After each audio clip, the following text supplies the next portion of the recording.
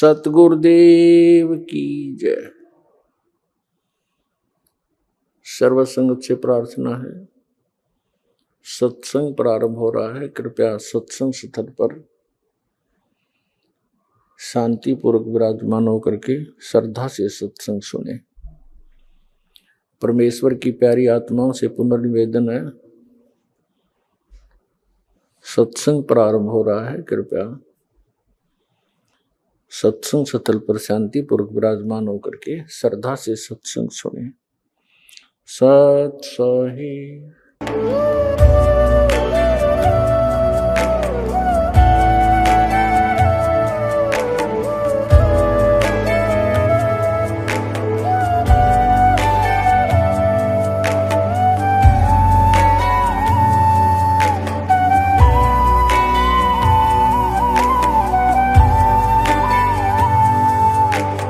गीता अध्याय 15 के श्लोक 16-17 में 3 प्रभु बताए हैं। ये 3 प्रभु कौन हैं? किस प्रभु की शरण में जाने के पश्चात जन्म और मरण समाप्त हो सकता है? 3 प्रभुओं में सबसे उत्तम परमात्मा कौन है? कैसा है? उसका क्या नाम है? इन सभी गूढ़ रहस्यों को जानने के लिए अवश्य सुनिए जगत गुरु तत्वदर्शी संत रामपाल जी महाराज के अमृत वचन। सभी जानते हैं कि हमारे जन्म के विषय में हमारे माता पिता ही सही जानकारी बता सकते हैं। इसी तरह इस सर्व सृष्टि के रचनहार परमेश्वर कबीर जी हैं, जिन्होंने अपने द्वारा रची सृष्टि की वास्तविक जानकारी बताई है, जिससे हमें पता चलता है कि सर्वप्रथम कबीरदेव अर्थात कबीर जी ने 4 अविनाशी लोकों अकह यानी अनामी लोक, अगम लोक, अलख लोक व सतलोक की रचना की।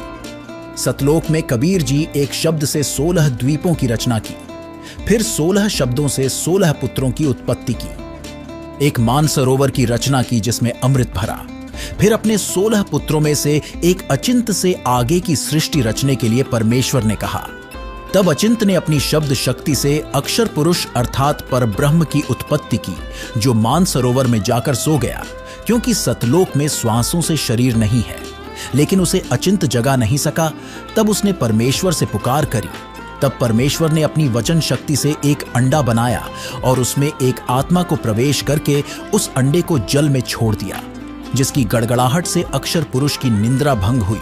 और अक्षर पुरुष ने उस अंडे को क्रोध से देखा तो वह अंडा फूट गया, जिससे अक्षर पुरुष ज्योति निरंजन काल ब्रह्म निकला। जिसके बाद परमेश्वर ने दोनों को बाहर आने के लिए कहा और अचिंत के द्वीप में रहने के लिए कहा। लेकिन कुछ समय उपरांत अलग राज्य प्राप्ति के हठ से ज्योति निरंजन काल ब्रह्म ने 70 युग तप करके 21 ब्रह्मांड प्राप्त किए। फिर दोबारा 70 युग तप करके ज्योति निरंजन काल ने सृष्टि रचना की सामग्री प्राप्त की। और इसके बाद उसने 64 युग तप फिर किया, और जिसके तप को देखकर काल के 21 ब्रह्मांडों में फंसी दुर्गा समेत सभी आत्माएं इसके साथ आ गईं। वही पूर्व में काल के सभी 21 ब्रह्मांड सतलोक में ही थे, लेकिन भयंकर गलती के कारण काल को माया दुर्गा तथा 21 ब्रह्मांडों सहित परमेश्वर ने सतलोक से निष्कासित कर दिया गया। और उस गलती के कारण इसे प्रतिदिन 1 लाख मानव शरीरधारी प्राणियों के शरीर से निकलने वाली गंध को खाने और प्रतिदिन 1.25 लाख की उत्पत्ति करने का श्राप लगा, जिसके लिए इसने अपने 21 ब्रह्मांडों में जीवों को उलझाए रखने के लिए कुछ व्यवस्थाएं कर रखी, जिससे कोई जीव जाल से ना निकाल सके। लेकिन परमेश्वर कबीर जी इस काल ब्रह्म के जाल से जीवों को निकालने के लिए समय समय पर अलग अलग रूपों में प्रत्येक युग में प्रकट होते रहते हैं। तो आज हम अपने इस एपिसोड में जानेंगे कि ब्रह्म ने जीवों को उलझाने के लिए किस प्रकार 21 ब्रह्मांडों की व्यवस्था कर रखी है, तथा परमेश्वर कबीर जी कब किस युग में किसको मिले, यह भी जानेंगे। तो चलिए आज के इस एपिसोड को शुरू करते हैं। सवाल नंबर 1, ब्रह्म कौन है तथा ब्रह्म ने 21 ब्रह्मांड की व्यवस्था किस प्रकार कर रखी है? ज्योति निरंजन काल को ही ब्रह्म कहा जाता है। इसे क्षर पुरुष, क्षर ब्रह्म के नाम से भी जाना जाता है, हालांकि इसका वास्तविक नाम कैल है। सृष्टि रचना से पता चलता है कि ज्योति निरंजन काल ब्रह्म ने जीवों को अपने जाल में फंसाए रखने के लिए अपने 21 ब्रह्मांड को 5-5 के समूह में 4 महाब्रह्मांडों में बांट रखा है, तथा एक ब्रह्मांड भिन्न रखा है जो कि इस सबके समान क्षेत्रफल वाला है। देखिए, काल के 21 ब्रह्मांडों की वास्तविक जानकारी चित्रों के माध्यम से तथा जानिए काल ने जीवों को उलझाने के लिए अपने ब्रह्मांडों में किस तरह की व्यवस्था कर रखी है। अब आपको फिर लाते हैं 15वें अध्याय के 16 और 17 दो श्लोकों पर। फिर आपके आसानी से आज का सत्संग जो दास आपको समझाना चाहता था आसानी से समझोगे। देखिएगा, यह है अध्याय नंबर 15 का। अब श्लोक नंबर हम 16 यहां से पढ़ा था, फिर देख लेते हैं। दिवौ इमौ पुरुषौ लोके सर्च अक्षरः एव च सर सर्वाणी भूतानि कुटस्थ अक्षर उच्यते। इन्हीं का अनुवाद पढ़ लेते हैं। 15वां अध्याय। इस संसार में नासवान नासवान अक्षर अविनाशी दो प्रकार के पुरुष माने परमात्मा, प्रभु, ब्रह्म दो कहे। और संपूर्ण प्राणियों के शरीर ना तो नासवान है, जीवात्मा अविनाशी कही जाती है। फिर ये 70 में मैं तुरंत कहा कि उत्तम पुरुष है तू अन्य, वो श्रेष्ठ भगवान तो इन दोनों से कोई और है। और परमात्मा इसी उदाहरत जिसको भगवान कहा जाता है। ये लोग त्रयमावी से विभर्ती जो तीनों लोकों में प्रवेश करके सबका धारण पोषण करता है, वो अविनाशी परमात्मा है। इन्हीं का अनुवाद। उत्तम पुरुष श्रेष्ठ भगवान तो कोई इनसे दोनों से अन्य है जो तीनों लोकों में प्रवेश करके और सबका धारण पोषण करता है, अविनाशी परमेश्वर परमात्मा इस प्रकार कहा गया है। अब ये है वो जड़ संसार रूपी वृक्ष की प्रवर्ष कहां से होती है, किससे आहार होता है, कौन पालन करता है। संसार रूपी वृक्ष की जो जड़ है ये परम अक्षर ब्रह्म है। इससे ये तीनों लोकों में प्रवेश करके और सबका धारण पोषण करने वाला ये परम अक्षर ब्रह्म है, ये पूर्ण परमात्मा है, वो जो इन दोनों से सरपुरुष और अक्षर पुरुष से अन्य है। अब ये है तीनों लोकों में प्रवेश करके सबका धारण पोषण करने वाला ये परमात्मा है। अब हम आपको थोड़ा सा इन भगवानों का जो अक्षेत्र दिखाएंगे कि ये कितने प्रभु हैं। जैसे एक ब्रह्मांड होता है, एक ब्रह्मांड में कौन कौन सी स्थिति है वो देखिएगा। ये एक ब्रह्मांड का लघु चित्र है। इस ब्रह्मांड का अंडे जैसी शकल है, अंडे आकार है, अंड आकार है। ये देखिए ऐसा है यहां तक। ये इसको अंड भी कहते हैं, इसको ब्रह्मांड भी कहते हैं। और इस ब्रह्मांड के अंदर जो व्यवस्था है वो हमारे शरीर के अंदर हम देख सकते हैं जब हम हमारे इन चैनलों को, कमलों को ऑन कर लेंगे मंत्रों की साधना करके। तो इसलिए इसको पिंड, शरीर को पिंड कहते हैं। जैसे एक टेलीविजन के अंदर कहीं भी कार्यक्रम हो रहा हो, वो कार्यक्रम हो रहा कहीं और देख हम टीवी पर सकते हैं, ऐसे ये शरीर हमारा है। तो पूरे ब्रह्मांड का जो नक्शा है इस पिंड के अंदर है। इसको पिंड भी कहते हैं, इसको अंड आकार है इसलिए अंड भी इसी को कहते हैं। अरे राधा स्वामी वाले ये नकली पिंड अलग बताते हैं, अंड अलग बताते हैं, और ब्रह्मांड न्यारा क्या पता नहीं इनको। ये देखिएगा, तो ये इस ब्रह्मांड के अंदर क्या क्या व्यवस्था है। नीचे से शुरू करते, ये 7 हैं। तल, अतुल, वितल, महातल, अतल, सुतल, रसातल और पाताल लोक। और ये पृथ्वी लोक, ये ब्रह्मा का लोक, ब्रह्मा जी का लोक, विष्णु शिव जी का लोक, विष्णु जी का लोक, और ये स्वर्ग, और ये नरक, ये इंद्र का लोक, ये मानसरोवर, ये धर्मराज का लोक, और ये एक ब्रह्म लोक है इसके अंदर। ये सारा ब्रह्म लोक कहलाता है। इतना ये एक ब्रह्म लोक है। इसमें इसने क्या कर रखा है, नकली सतलोक, ये महाइंद्र काल द्वीप, फिर नकली सतलोक, नकली अलखलोक और नकली अगमलोक और नकली अनामी लोक की रचना इस काल में करवा रखी। ये दुर्गा जी का लोक। यहां इसने गुप्त स्थान बना रखा है और इस गुप्त स्थान पर कोई नहीं जा सकता इस काल की रजा से बिना।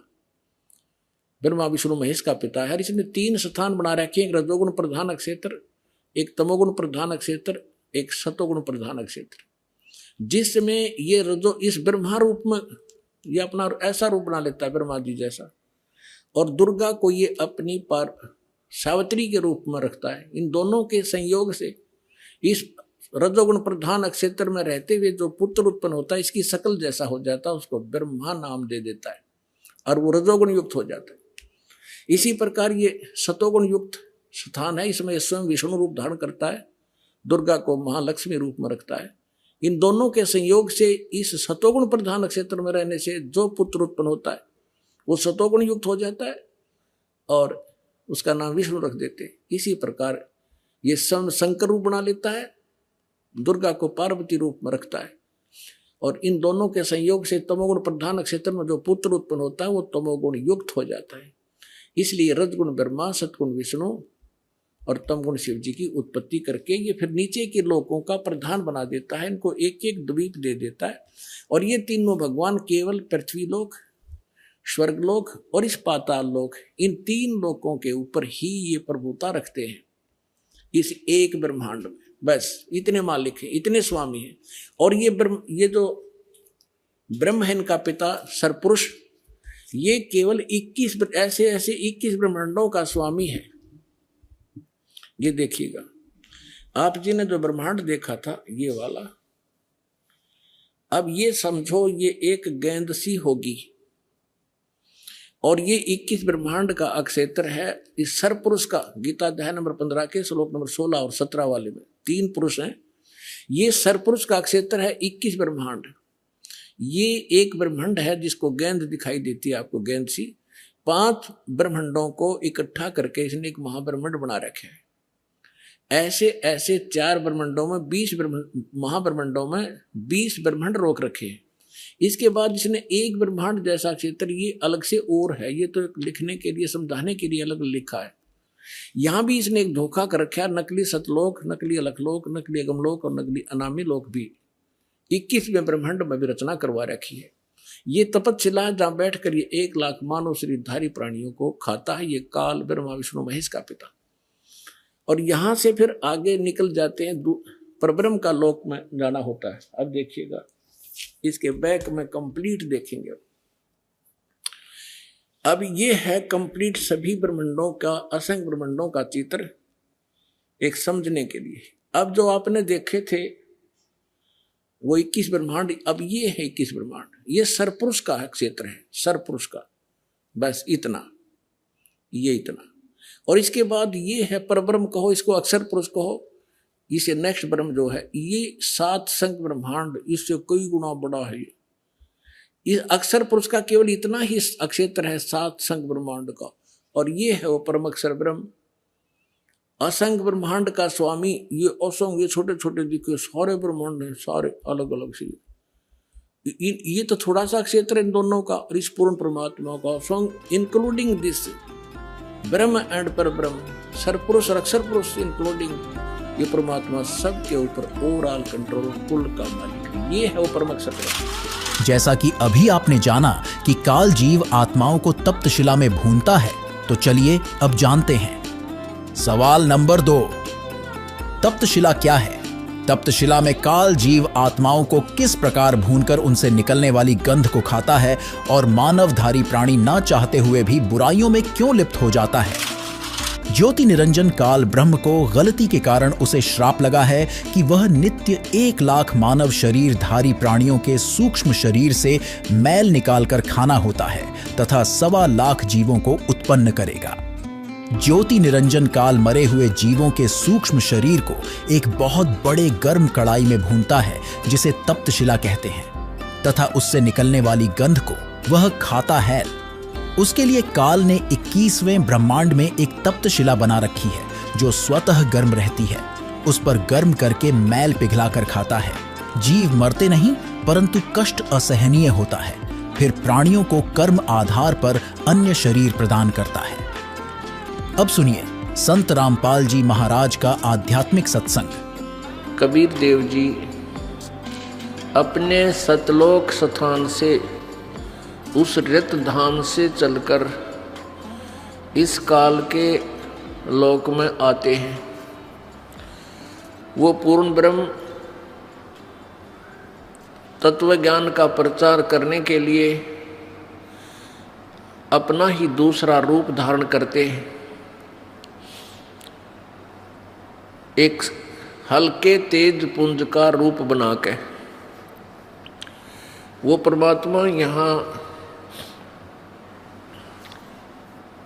समय समय पर प्रकट होते रहते हैं। वो अपना नामांतर और रूपांतर भी करते रहते हैं, क्योंकि ये काल भगवान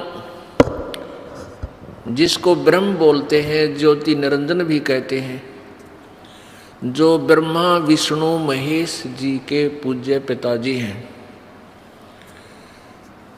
इसको श्राप लगा हुआ है 1 लाख मानव शरीरधारी प्राणियों के सूक्ष्म शरीर से गंध निकाल कर खाने का। हमारा ये ऊपर जो शरीर है, ये तो ऐसा समझो जैसे बादाम के ऊपर छिलका, और अंदर एक सूक्ष्म शरीर है जैसे गिरी। ये समझो कि गिरी के उस गिरी में भी कोई और बीज हो, ऐसा जानो। तो ऐसे इस शरीर के अंदर ये सूक्ष्म शरीर है, और सूक्ष्म शरीर के अंदर ये जीव रहता है, और सूक्ष्म शरीर के ऊपर एक सूक्ष्म वासनाएं लिप्त हो जाती हैं। जैसे ये प्राणी पूरे जीवन में जैसा भी चटपटा आहार करता है, मांस खाता है, सुल्फा पीता है, शराब पीता है और अफीम खाता है, ये जैसे भी 36 व्यंजन खाता है, तो ऐसे वो सभी की वासना सूक्ष्म शरीर में लिप्त हो जाती है। और जैसे आहार हम करते हैं इसका, इससे हमारा स्थूल शरीर स्वस्थ रहता है, ये कार्य करने योग्य रहता है, और उसके अंदर से और सूक्ष्म जो वासना होती है वो सूक्ष्म शरीर में ही जाकर लिप्त हो जाती है।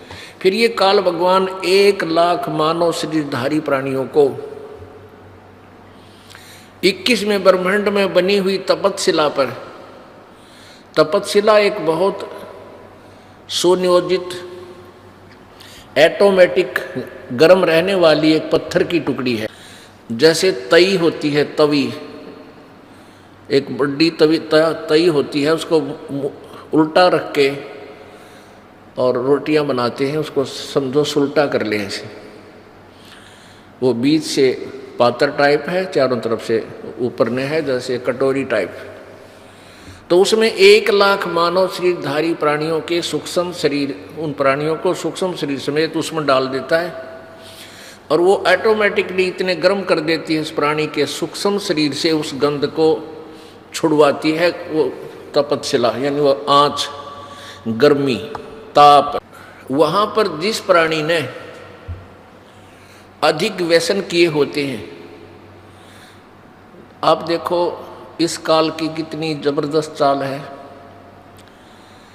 ये प्राणी इन बुराइयों पर ऑटोमेटिकली लग जाता है, स्वतः लग जाता है। जैसे हुक्का बना लिया और कितने तम्बाकू का पौधा ढूंढ लिया, इसने गधे भी ना खावे, और इसने कूट छेद 1 घंटा। हमने देखे हमारे माता पिताजी और भी वहाँ आसपास के अड़ोसी पड़ोसी 2 घंटे तक मुसड़ मुखड़ में गेर कर दे मुसड़ पहले उसने काटे हैं, फिर उसका वहाँ गुड़ गाड़ गेर कर उसका खूब चूरमा सा बनावे, और फिर ओका बनाया, फिर आग बनाओ, एक चलम लाए, उस चलम में 36 और जुगाड़ जोड़े, और फिर उसमें भरका वो अड़ंगा और गुरुड़ गुरुड़ ये स्वाद ले, यो मन ले सारे आनंद। तो ये जितना जिसने ज़्यादा तम्बाकू प्रयोग किया हो, या मांस प्रयोग किया हो, या शराब प्रयोग की हो, उसके सूक्ष्म शरीर में उतना ही गंध ज़्यादा डिपॉजिट होता है। और फिर वो तपतशिला पर जब डाला जाता है तो वो बहुत समय तक उसको अधिक समय तक तपतशिला पर भूना जाता है, क्योंकि उसमें गंध घना है, माल घना है उस काल का, तो उसको काफ़ी देर तक वहाँ तड़फाया जाता है, बहुत बुरी तरह उसमें से सारा गंध निकल ले, तब उसको उसने ऐसा सिस्टम बना रखा है कि वो प्राणी उसी समय वहाँ से छूटेगा जब उसका सारा गंध छूट लेगा। और जिन्होंने वैसे स्वाभाविक कोई व्यसन कम किए हैं उनका तपस्या से पीछा जल्दी छूट जाता है, फिर आकर योनि दूसरी धारण करनी ही पड़ती है कर्म अनुसार। तो ऐसे इस काल ने जुगाड़ जोड़ रखे। जो प्राणी परमात्मा कबीर जी की शरण में आ जाते हैं वो फिर तपस्या पर नहीं जाते, उनका अकाउंट ये धर्मराज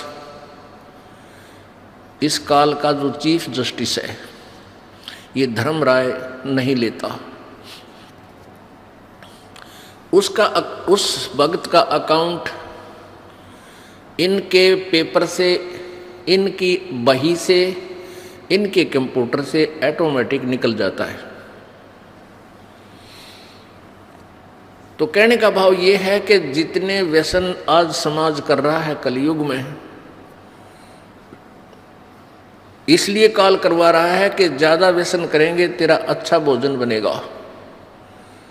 तो पुण्यात्माओं, इसलिए इस काल भगवान ने सभी प्राणियों को मिसगाइड कर रखा है। सभी प्राणियों को, ब्रह्मा विष्णु महेश तक को भी यथार्थ ज्ञान नहीं दे रखा। इसको डर लगा हुआ है कि यदि इन सभी प्राणियों को अपने मूल स्थान का पता लग गया, ये सभी भाग जाएंगे, सभी दौड़ जाएंगे, यहाँ कोई नहीं रहेगा। दौड़ जाना वैसे आसान नहीं है, क्योंकि संत आवेंगे, परमात्मा कबीर जी आते हैं, वो फिर अपना यथार्थ ज्ञान देते हैं। तो काल ने ऐसा सिस्टम बना रखा है, हम इतने अज्ञानी बना दिए कि हम अपने परम पिता के साथ ही वाद विवाद करना प्रारंभ कर देते हैं और उस परम पिता की उस यथार्थ कहानी को हम सुनना भी नहीं चाहते और हम काल के जाल में रह जाते। सवाल नंबर 3, परमेश्वर कबीर जी किन किन युगों में आए तथा कितने जीवों को इस काल जाल से निकालकर सतलोक लेकर गए?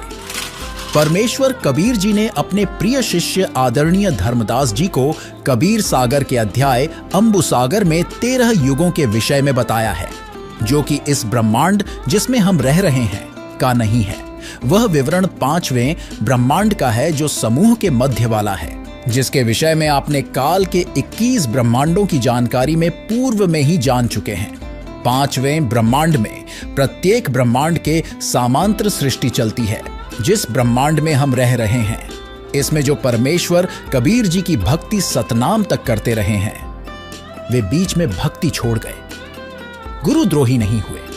उनको धोखा देने के लिए काल उस 5वें मध्य वाले ब्रह्मांड में रोके रखता है। ओम नाम जाप की भक्ति की कमाई तो इसी ब्रह्मांड जिसमें हम रह रहे हैं के ब्रह्मलोक में भोगते हैं और पुनः जन्म मरण चक्र में गिर जाते हैं। जिस ब्रह्मांड में हम रह रहे हैं इसके 4 युग सतयुग, त्रेता युग, द्वापर युग तथा कलयुग है, जबकि उस 5वें मध्य वाले ब्रह्मांड में 13 युग हैं। वहां पर वे जीव काल ब्रह्म द्वारा भेजे जाते हैं, जो सोहन नाम का जाप करते हैं तथा जो केवल सतनाम का जाप करते हैं। सतनाम के जाप के ओम की भक्ति कमाई इस ब्रह्मांड के ब्रह्मलोक में भोगते हैं। दूसरे मंत्र सोहम की कमाई इस 5वें ब्रह्मांड में भोगने के लिए भेज दिए जाते हैं।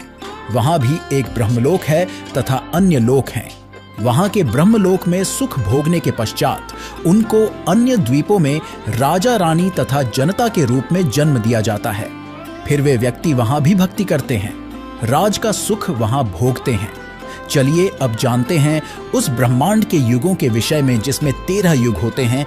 उन 13 युगों में परमात्मा किन किन को मिले और कितने जीवों का उद्धार किया, सुनिए। प्रथम अघासुर युग। परमेश्वर कबीर जी ने धर्मदास जी को बताया कि अघासुर युग में 5वें ब्रह्मांड में गया। अघासुर युग के प्राणी अच्छे स्वभाव के होते हैं। उन्होंने शीघ्र मेरा ज्ञान स्वीकार किया। वहां मैंने 1 करोड़ प्राणियों को पार किया। दूसरा बलभद्र युग। बलभद्र युग में 14 लाख जीव पार किए। तीसरा धंधर युग। परमेश्वर ने बताया कि धंध्र युग में एक जलरंग नामक शुभकर्मी हंस अपने पूर्व जन्मों की भक्ति कमाई से अच्छप द्वीप में रहता था। वह स्वयंभू गुरु भी बना था। उसने बहुत से जीव दीक्षा देकर शिष्य बनाए थे जो उसकी सेवा करते थे। जलरंग अपने शिष्यों के सिर पर हाथ रखकर दीक्षा देता था। 2 शिष्य सफेद रंग के चंबरों से सेवा कर रहे थे। जलरंग सो रहा था। करोड़ों शिष्य उसको माथा टेक रहे थे, उसको नमन कर रहे थे। नीचे के ब्रह्मांड वाले शंखों युग बीत गए सोए हुए। मैंने उस दौरान अपना ज्ञान सुनाकर 2000 जीव पार कर दिए। जब जलरंग ऋषि जागा तो मेरे से विवाद करने लगा। कहा कि मैं जो दीक्षा देता हूं वह श्रेष्ठ मंत्र है। मेरी आज्ञा के बिना कबीर यहां कैसे आ गया। फिर वह काल ब्रह्म को आदि पुरुष बताने लगा। कहा कि उसका कोई स्वरूप नहीं है, वह मणिपुर लोक में रहता है और बहुत सी मिथ्या पहचान बताई। मैं वहां से चला गया। फिर परमेश्वर ने बताया कि इस जलरंग को मैंने पुरवन युग में समझाया। चौथा पुरवन युग। परमेश्वर कबीर जी ने कहा कि हे धर्मदास, मैं पुरवन युग में फिर उसी ब्रह्मांड में गया। जलरंग सोया था। उस दौरान मैंने 7 लाख हंसों को दीक्षा दी, जिनमें से 25 ने नाम खंड कर दिया। वे तो काल के जाल में रह गए। शेष जीव 6,99,900 पिछेत्र सतलोक चले गए। इसके पश्चात मैं उसी द्वीप में गया जहां जलरंग रहता था। मुझे देखकर जलरंग ने कहा कि मैं तो निंद्रा में आलसवश था, तुम पीछे से जीव ले गए। मेरे को सत्पुरुष ने नामदान करने का आदेश दे रखा है, तुम मेरे से आज्ञा लिए बिना जीवों को कैसे ले गए। तब परमेश्वर ने कहा कि हे जलरंग, मैं तो युग युग में आता हूं, मैं अमर हूं, आप तो नाशवान हैं। एक समय मेरे से एक कुष्टम पक्षी मिला था, वह भी इसी ब्रह्मांड में रहता है। वह असंख्य युग से रह रहा है। कुष्टम पक्षी ने बताया कि मैंने 27,000 महाप्रलय देखी है। तब जलरंग ने कहा कि मेरे को कुष्टम पक्षी के दर्शन कराओ। तो मैं तथा जलरंग कुष्टम पक्षी के लोक में गए। हमारे साथ करोड़ों जीव भी गए जो जलरंग के शिष्य बने थे। जलरंग ने कुष्टम पक्षी के सामने अपनी शंका का समाधान चाहा तो कुष्टम पक्षी ने बताया कि मैं कबीर पुरुष का शिष्य हूं। जिस समय महाप्रलय होती है सब लोग जलमय हो जाते हैं, तब मैं ऐसे रहता हूं जैसे जल के ऊपर झाग रहता है। यह बात सुनकर जलरंग को आश्चर्य हुआ और शर्म के मारे सिर झुका लिया। उसका अभिमान टूट गया। तब कबीर परमेश्वर की जलरंग ने स्तुति की। मैं तो महाभूल में था, परमात्मा तो कबीर ही है। यह बात सुन अन्य सर्व जीवों को भी विश्वास हुआ जो हमारे साथ गए थे तथा जो उस कुष्टम पक्षी के द्वीप के थे। इस तरह जलरंगी तथा अन्य जीवों ने दीक्षा ली, अपना कल्याण करवाया।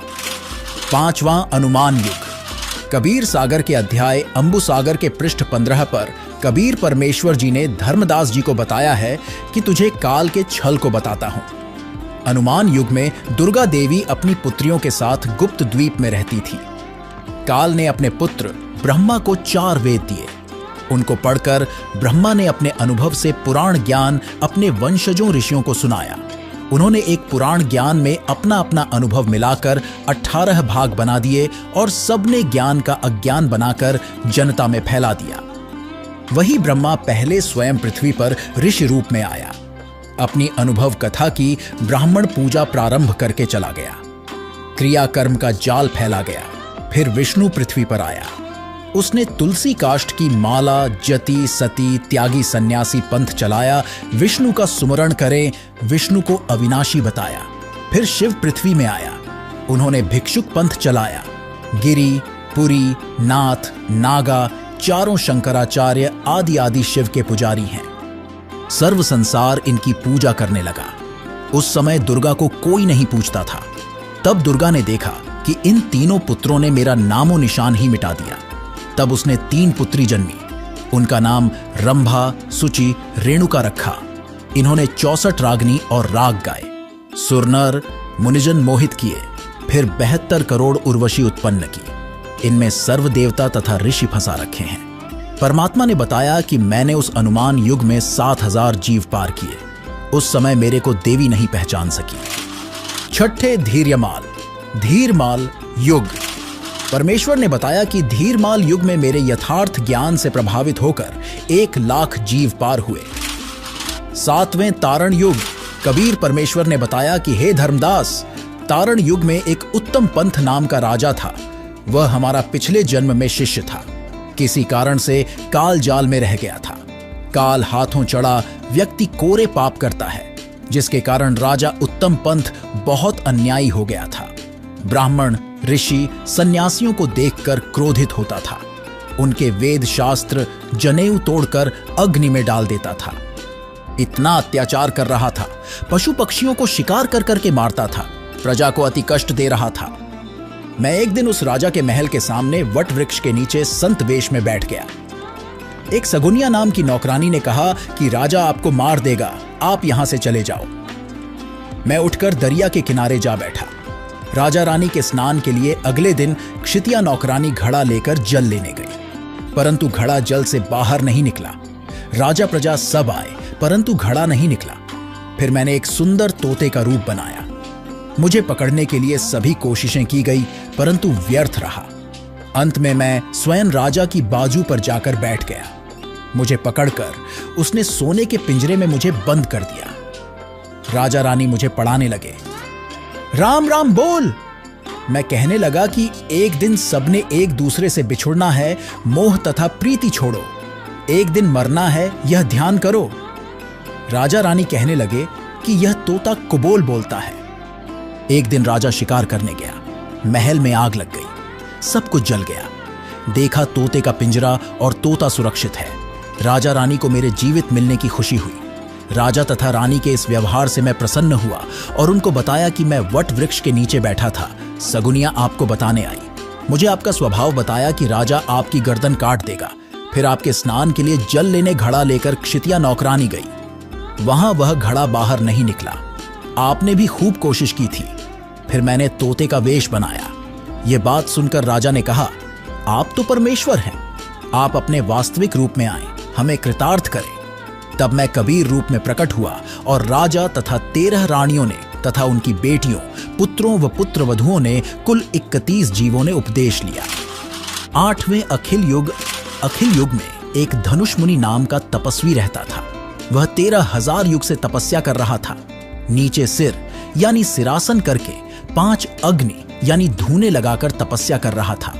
अपने प्राण पुरुष यानी जीव को सिर के ऊपर के भाग में चढ़ाए हुए था। आंखें तथा शरीर दुर्बल हो चुके थे। धनुष मुनि को समझाया कि तप से राजा बनता है, फिर नरक में गिरता है। 9वें विश्व युग में परमेश्वर वेश बदलकर सठहार यानी संदेशवाहक के रूप में गए। देवी ने पूछा कि हे सठहार, आप कौन देश से आए हो, तुमको किसने भेजा है? सठहार रूप में परमेश्वर कहा कि मैं सतलोक से आया हूं, सतपुरुष ने भेजा हूं।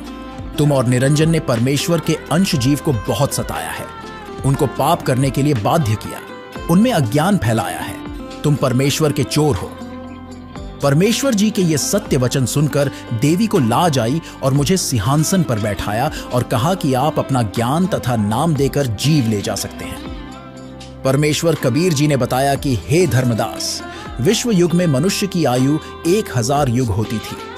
यह युग 20 लाख वर्ष की अवधि का था। मनुष्यों की ऊंचाई 68 हाथ यानी सैकड़ों फुट थी। जो व्यक्ति 7 नाम का प्रथम मंत्र प्राप्त करता था तथा सत्य नाम तथा सार नाम में निश्चय रखता था, वही परमेश्वर के दर्शन करने का अधिकारी होता था। 10वें अक्षय तरुण युग। परमेश्वर कबीर जी ने बताया कि हे धर्मदास, इस युग में उसी ब्रह्मांड में काल का कूर्म था। उसको समझाया, उसने दीक्षा ली।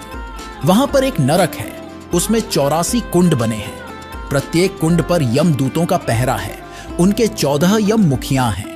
वहां 28 लाख नकली गुरु तथा उनके शिष्य व अन्य जीव भी नरक भोग रहे थे, जिन्हें यमदूत पीड़ा दे रहे थे। जब तक मैं वहां पर रहा, तब तक सब जीवों को नरक की पीड़ा नहीं हुई। मेरे जाने के पश्चात फिर से वही यातनाएं उनको प्रारंभ हो गई। इस युग में मैंने 5 लाख जीवों को मोक्ष प्राप्त करवाया। 11वें नंदी युग। परमेश्वर कबीर जी ने बताया कि हे धर्मदास, नंदी युग में एक गुप्त मुनि था जो आंखें बंद किए ध्यान लगाए बैठा था। करोड़ वर्ष साधना करते बीत चुके थे। मैं उनके पास बैठ गया। जब ऋषि ने आंखें खोली तो उसने कहा कि आप कौन हैं? मैंने आज तक ऐसी शोभा वाला व्यक्ति नहीं देखा। तब मैंने उत्तर दिया कि मैं सतलोक से आया हूं। सतलोक की व्यवस्था बताई तो गुप्त मुनि ने लोक देखने की प्रबल इच्छा व्यक्त की। तब उसे प्रथम नाम दीक्षा देकर सतलोक दिखाया और सतनाम व सारनाम देकर उसे पार किया। 12वें हिंडोल युग। परमेश्वर कबीर जी ने बताया कि धर्मदास, मैं हिंडोल युग के मध्य में गया। मैं घर घर में ज्ञान सुनाता हुआ विचरण करता था। कोई भी जीव मेरे से बातें नहीं करता था। मैं उनको अमृत ज्ञान सुनाता था। वे मेरे से झगड़ा करते थे। धीरे धीरे उनको समझाया, लाभ लोभ देकर शरण में लिया। 7 लाख जीवों ने दीक्षा ली, उनको सतलोक भेजा। 13वें कंकवत युग। परमेश्वर कबीर जी ने बताया कि हे धर्मदास, जब काल निरंजन को पता चला कि कोई सतलोक से कड़िहार यानी जीव मुक्त करने वाला सतपुरुष का भेजा अंश आता है, उसने अनेकों जीवों को काल जाल से छुड़ा लिया है। कंकवत युग में काल ब्रह्म स्वयं एक गुप्त मुनि का रूप बनाकर बैठा तपस्या कर रहा था।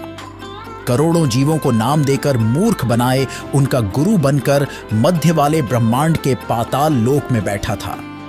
मैंने उसको समझाया कि तुम काल हो, तूने परमेश्वर के जीवों को सता रखा है, पाप का भागी हो रहा है। मैंने ही सर्व रचना की है, मैंने ही सतलोक में अंडे से तेरी उत्पत्ति की थी, तूने तो मुझे पहचाना नहीं। यह बात सुनकर काल मेरे साथ युद्ध करने लगा।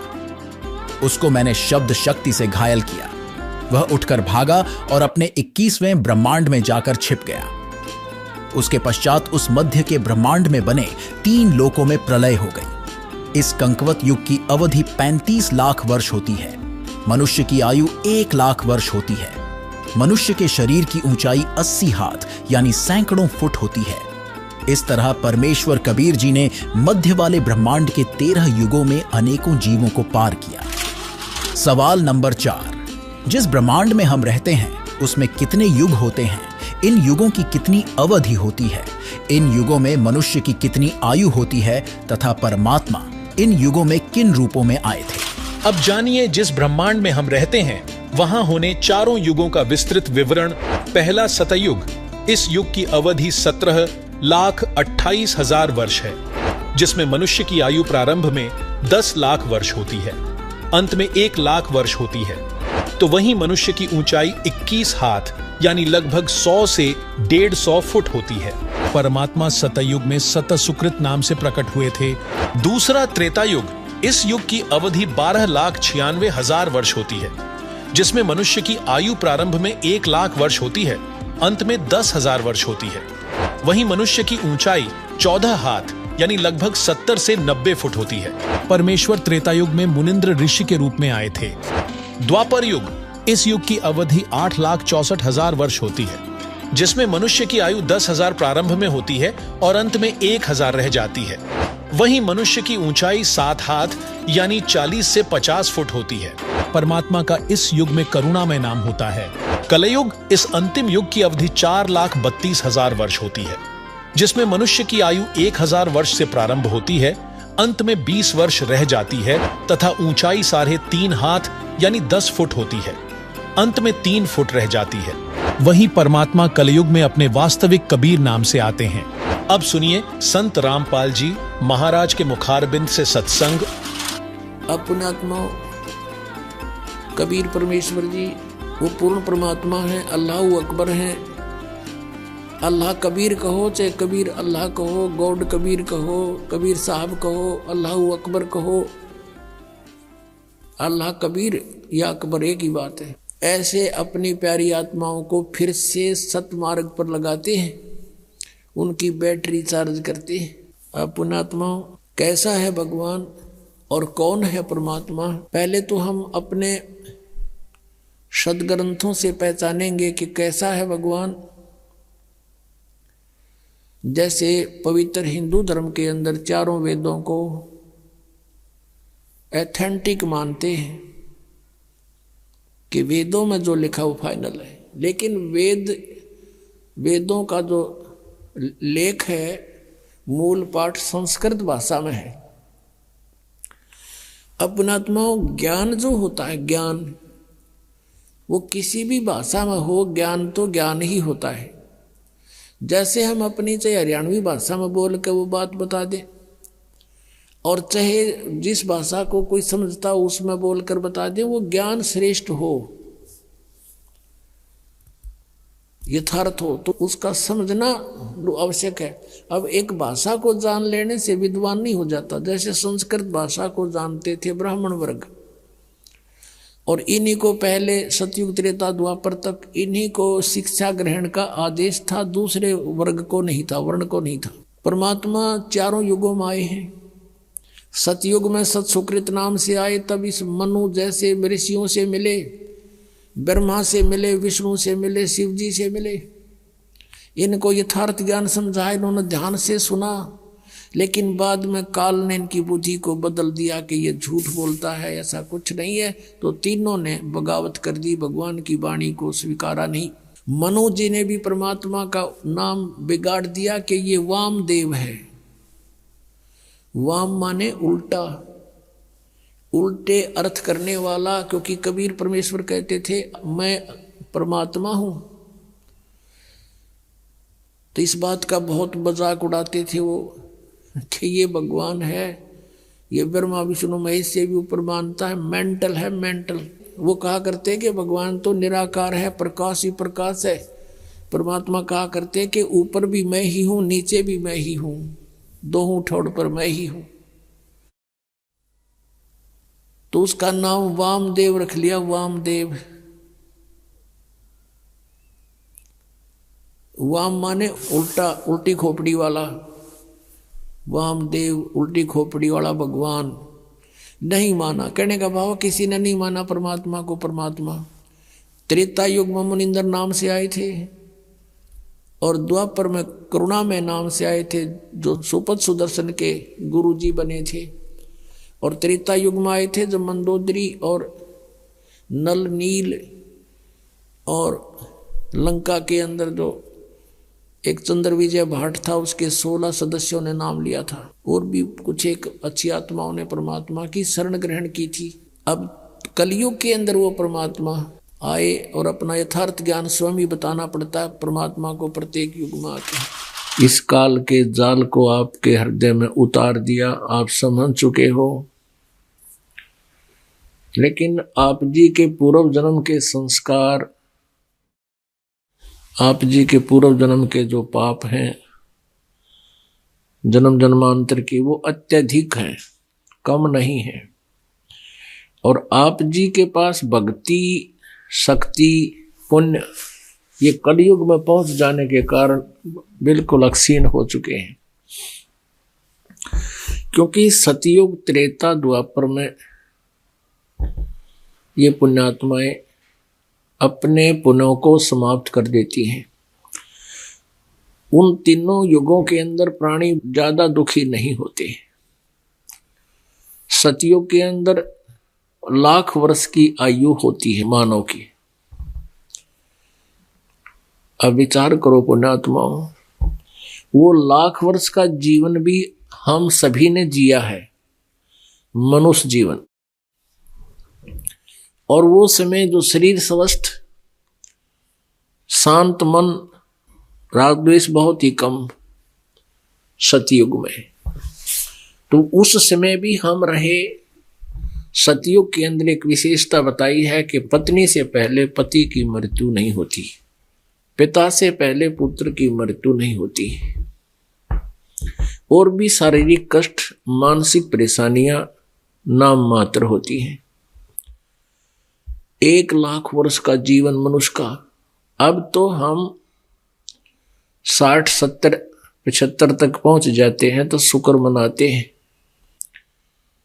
और इतने कष्ट शरीर में आ जाते हैं, इतने प्रकार की व्याधाएं शरीर को घेर लेती है इस कलयुग में।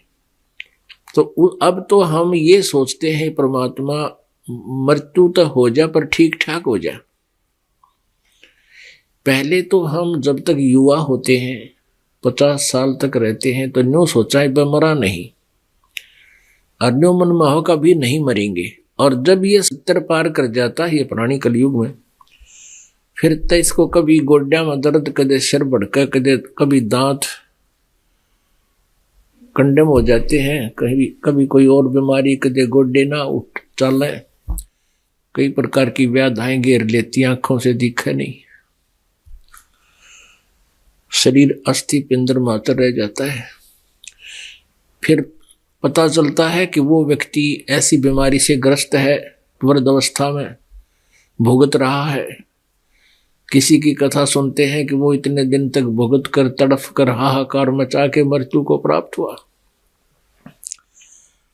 तो आज कलयुग में फिर हम ये सोचते हैं परमात्मा ठीक ठाक मर जावा, मरने की कोई ऑब्जेक्शन नहीं रहता है, बहुत ही कम। ये आशा तो होती है कि अभी ना मरे, अभी शायद और भी जीवन हो, लेकिन ज्यादातर ये समस्या आ जाती है परमात्मा ठीक ठाक जीवन, ये सांस पूरे हो जा, हमारा समय पूरा हो। और जब हम सतयुग में थे, सतयुग में तो आखिरी सांस तक भी जीव बहुत ही स्वस्थ रहता है, बहुत आसानी से शरीर छोड़ जाता है। पिछले पुण्य इतने अच्छे होते हैं।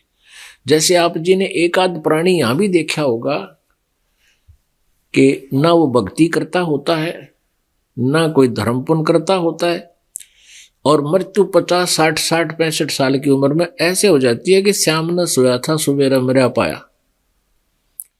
बहुत आसानी से, कोई तकलीफ नहीं, कोई कष्ट नहीं, कोई रोग नहीं था, तो मृत्यु को प्राप्त हुआ।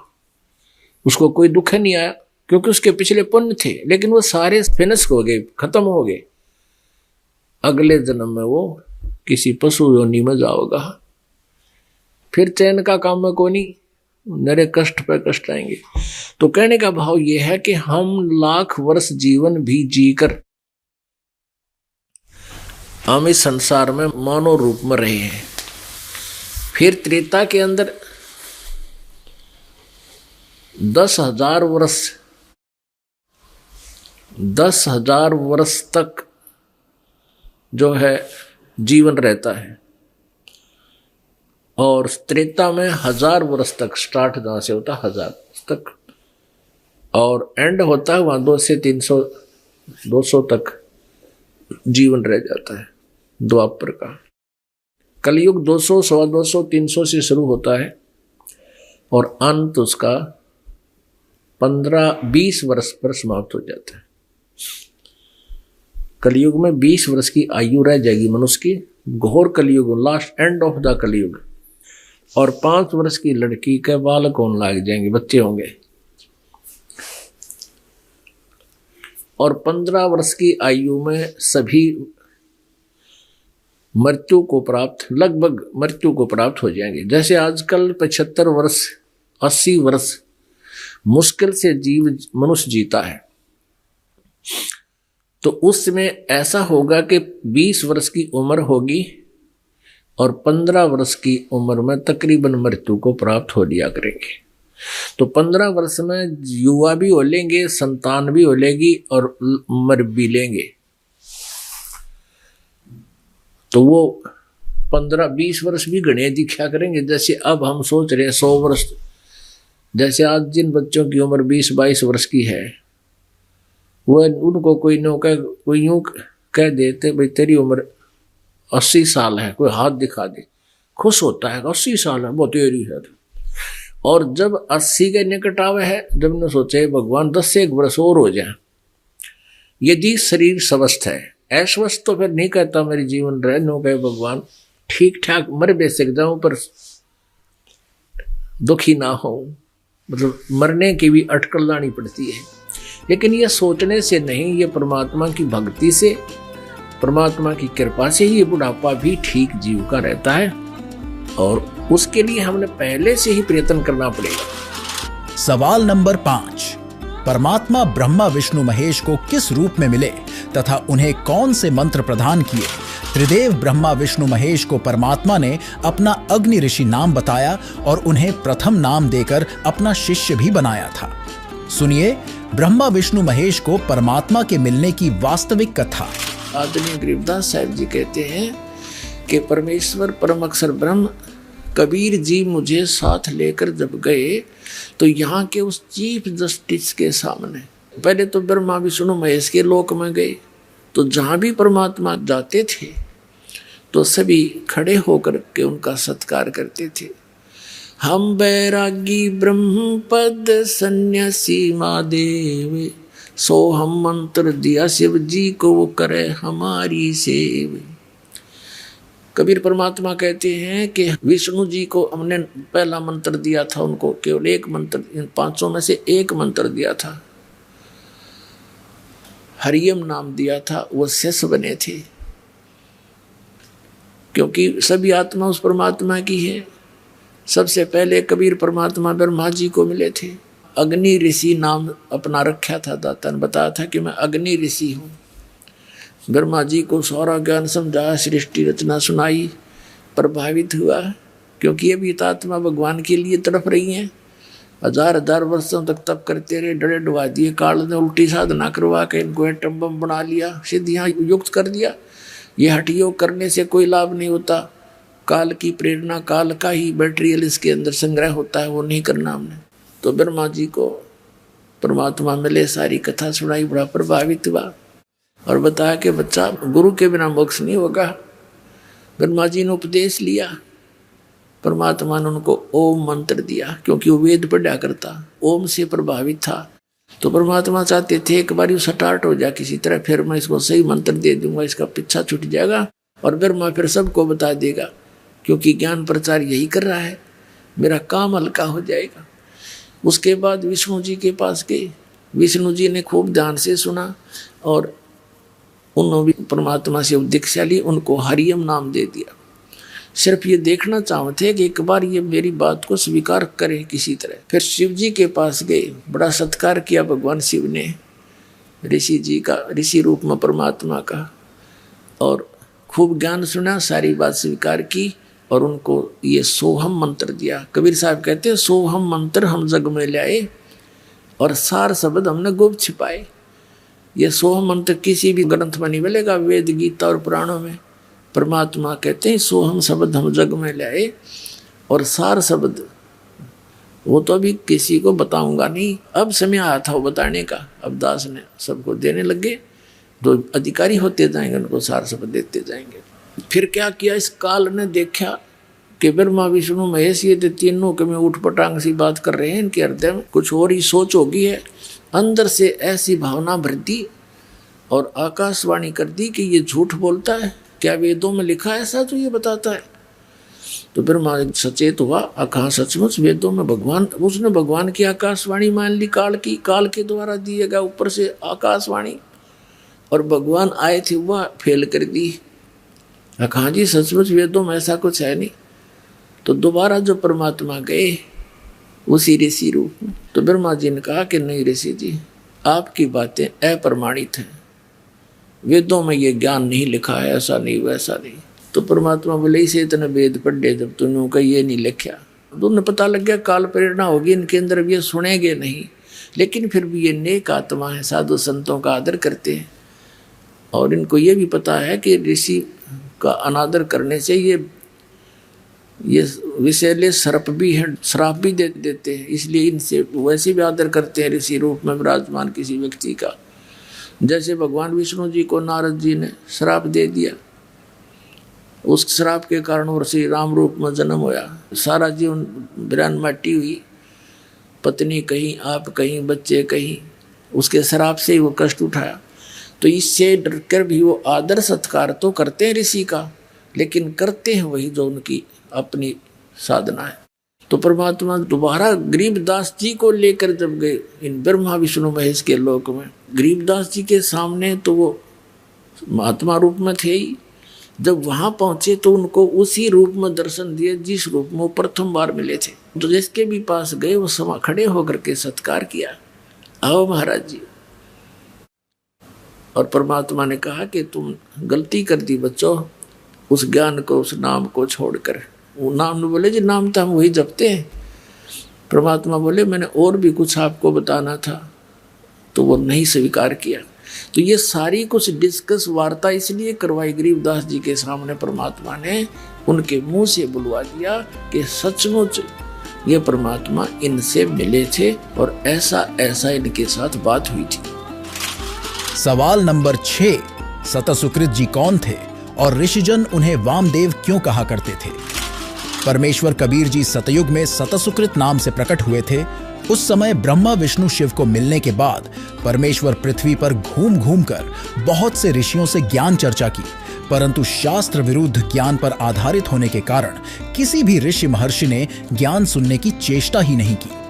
महर्षि मनु से भी परमात्मा ने वेद ज्ञान पर भी चर्चा की, लेकिन महर्षि मनु ने ब्रह्मा जी से ही ज्ञान ग्रहण किया था, जिसके कारण महर्षि मनु जी ने परमात्मा को उल्टा ज्ञान देने वाला बताया तथा परमेश्वर का उपनाम वामदेव रख दिया।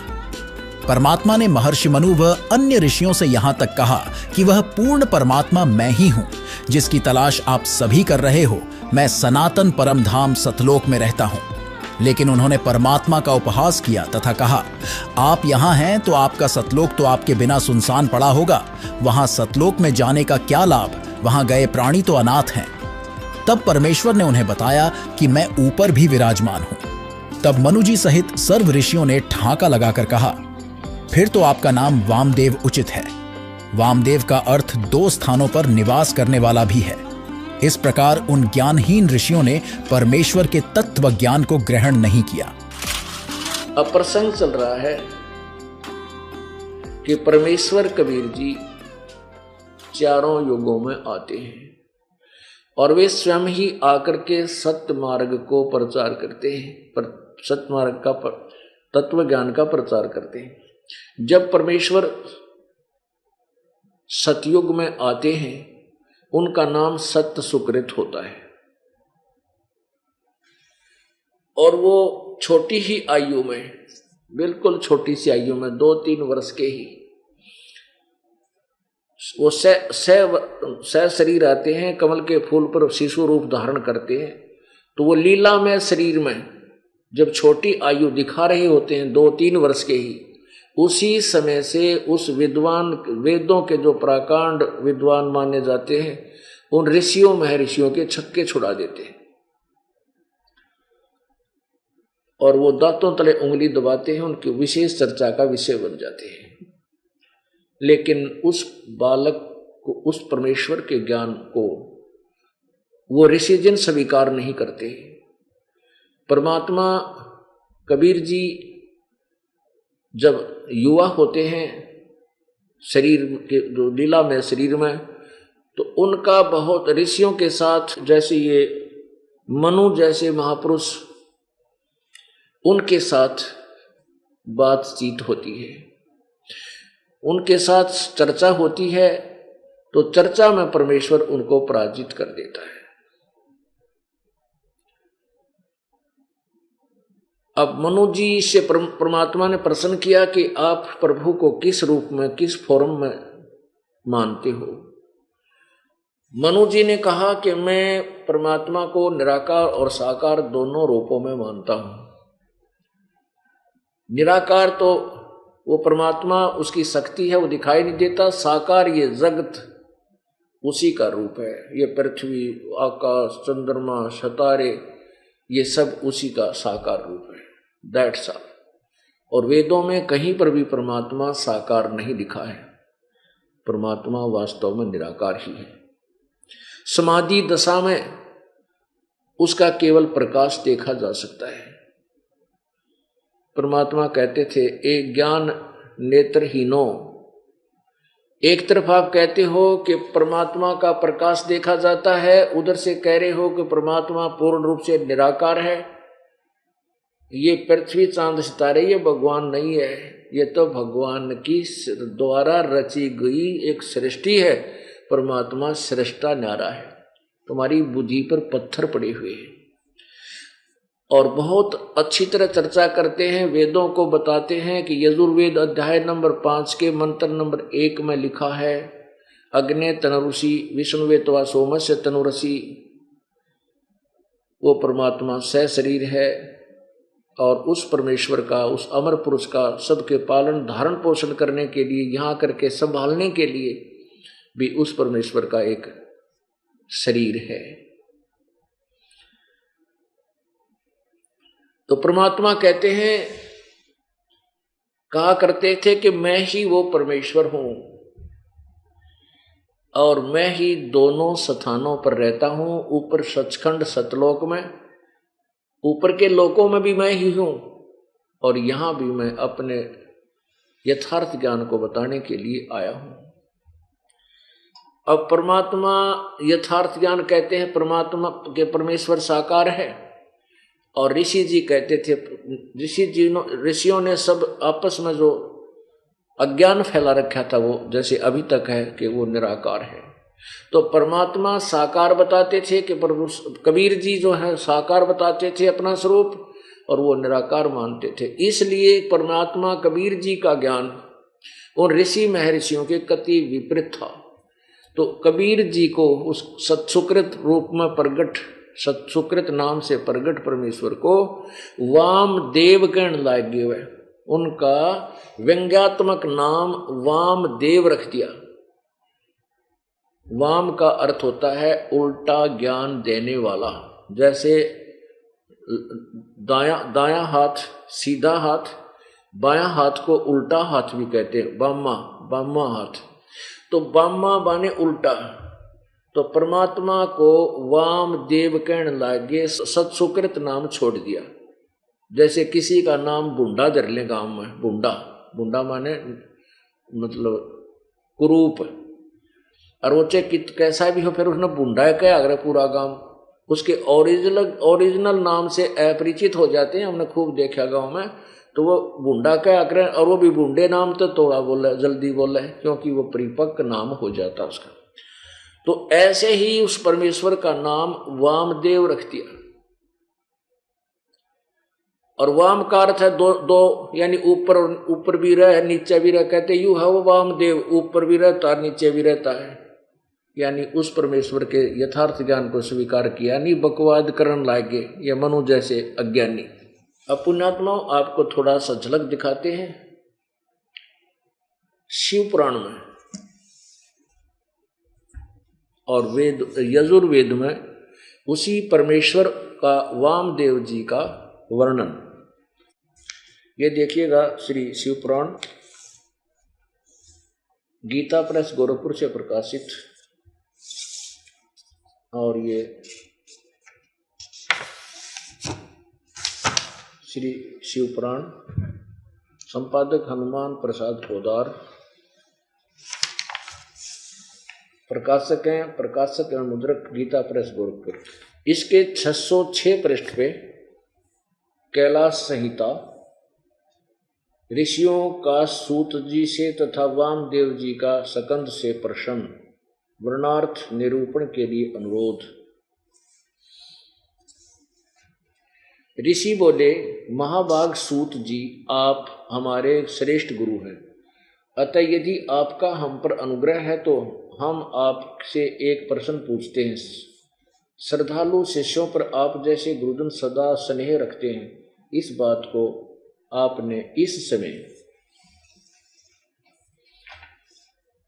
हमें प्रत्यक्ष दिखा दिया है। मुने विराज होम के समय पहले आपने जो वामदेव का मत सूचित किया था, वामदेव का मत यानी वामदेव जी का के विचार, उसका पंथ, उसके द्वारा दिया गया ज्ञान, उसे हमने विस्तार पूर्वक नहीं सुना। अब हम बड़े आदर और श्रद्धा के साथ उसे सुनना चाहते हैं। कृपा सिंधु आप प्रश्न पूर्वक उसका वर्णन करें। ऋषियों की यह बात सुनकर सूत जी बोले, अब बताने लगे। सूत जी बोले, तुम्हारा कल्याण हो, तुम सब लोग सदा सुखी रहो। महाभाग महात्माओं, तुम भगवान शिव के भगत व दृढ़ता पूर्वक व्रत का पालन करने वाले हो, यह निश्चित रूप से जानकर ही मैं तुम लोगों के समक्ष इस विषय का प्रसन्नता पूर्वक वर्णन करता हूँ। ध्यान देकर सुनो। पूर्व काल में रथंतर कल्प में महामुनि वामदेव माता के गर्भ से बाहर निकलते ही शिवतव के ज्ञाताओं में सर्वश्रेष्ठ माने जाने लगे। वे वेदों, आगमों, पुराणों तथा अन्य सब शास्त्रों के भी तात्विक अर्थ को जानने वाले थे। अब देखो, आप कह रहे हैं कि वो वामदेव जो थे वो वेदों और सदग्रंथों के तात्विक यानी तत्वदर्शी थे। आगे देखो, देवता, असुर तथा मनुष्य आदि जीवों के जन्म कर्मों का उन्हें भली भांति ज्ञान था। उनका संपूर्ण अंग भस्म लगाने से जब उज्जवल दिखाई देता था, उनके मस्तक पर जटाओं का समूह शोभा देता था।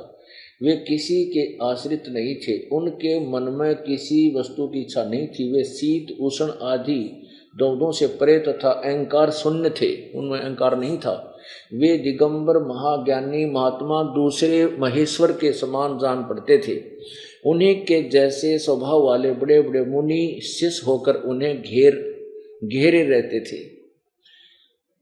वे अपने चरणों के स्पर्श जनित पुण्य से इस पृथ्वी को पवित्र करते हुए सब और विचरते और अपने चित्त को निरंतर परमधाम स्वरूप परब्रह्म परमात्मा में लगाए रहते थे। अब कितना स्पष्ट कर दिया। अब इन ऋषियों ने को इतना ज्ञान है कि वो माँ तो पैदा हुए थे। अब जैसे कबीर परमेश्वर के विषय में अब दंत कथा के आधार पर बहुत से शास्त्रों में लिखा है, शास्त्र तो नहीं कह सकते, दंत कथाओं युक्त पुस्तकों में लिखा है कि कबीर जी का जन्म एक विधवा ब्राह्मणी से हुआ। उनका कथन है थोड़ा सा घुमा फिरा के कि एक विधवा ब्राह्मणी थी, उसमें महर्षि रामानंद जी काशी में बड़े विद्वान और सिद्धि युक्त माने जाते थे। उसने जाकर के उनके उस महात्मा जी के चरण स्पर्श किए। रामानंद जी ने आशीर्वाद दे दिया, बेटी पुत्रवती हो। ओहो, वो कहने लगे, हे महाराज मैं तो विधवा हूँ, मैं पुत्रवती कैसे हो सकती हूँ? अब मैंने जो दे दिया वो तो फलेगा ही फलेगा। कहते हैं इस कारण से वो लड़की गर्भवती होगी और फिर वो शर्म के मारे उसने कहीं पर डाले। अरे भले आदमियों, कुछ तो सोचो। ब्राह्मण कुल में लड़कियों का पुनर्विवाह नहीं होता था उसमें, लेकिन उनकी ड्रेस अलग बना दी जाती थी। वो सफ़ेद साड़ी बांधते थे, सफ़ेद उनका वाणा होता था, वेशभूषा होती थी। वो दूर से पता लग जाता था कि ये लड़की विधवा है। और वो महर्षि वो रामानंद जी अंधा था कि जिसने उन्हें कह दिया पुत्रवती हो। और पुण्यात्माओं, फिर उस लड़की के और भी तो थोड़ा बहुत बताना चाहिए था, किसकी पत्नी थी, उसके मृत पति का के नाम था और वह कौन से मोहल्ले भराया करती। एक बकवाद कर देते कि वह शर्म के मारे गिर आई और फिर वह नीरू नीवा ठा लेगी। तो इनकी बुद्धि यही टेकी हुई है कि कोई भी माँ के बिना उत्पन्न नहीं हो सकता। जैसे यहाँ के भगवान श्री कृष्ण जी, रामचंद्र जी सभी माँ से ही जन्म लेकर के यहाँ भगवान कब आए। तो ये सभी इसी प्रकार यहाँ क्या कह रहे हैं कि माँ के गर्भ से निकलते ही और वो बाहर आते ही वह यानी अपना तत्व ज्ञान प्रचार करने लगी। तेरा भला हो, तब उठा के दिखाओ न माँ के गर्भ, तो कोई भी तो दिखा दो, पैदा होते चल जाओ पैर।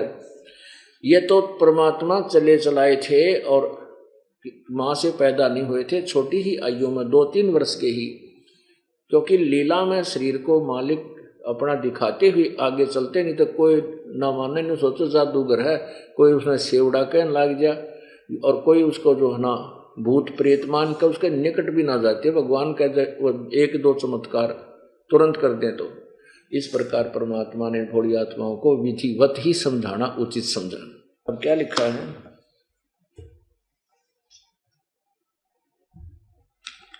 फिर देखिएगा। वामदेव माता के गर्भ से बाहर आते ही निकलते ही शिवत्व के ज्ञाताओं में सर्वश्रेष्ठ माने जाने लगे। वे वेदों, आगमों, पुराणों और अन्य सब शास्त्रों के भी तात्विक अर्थों को जानने वाले थे। फिर वो घूमते फिरते रहते थे, इन सब संतों ऋषियों के साथ विचार विमर्श करते थे और उनके छक्के छुड़ाकर फिर आगे चल पड़ते थे। एक बार इसमें लिखा है कि वो वामदेव जी अपने कुछ शिष्य जो बन गए थे उनके साथ कार्तिकेय के पास गए, जो भगवान शिव का पुत्र है, उसको सकंद भी कहते हैं। उसके पास गए तो उनसे क्या वार्ता की, ये देखिएगा।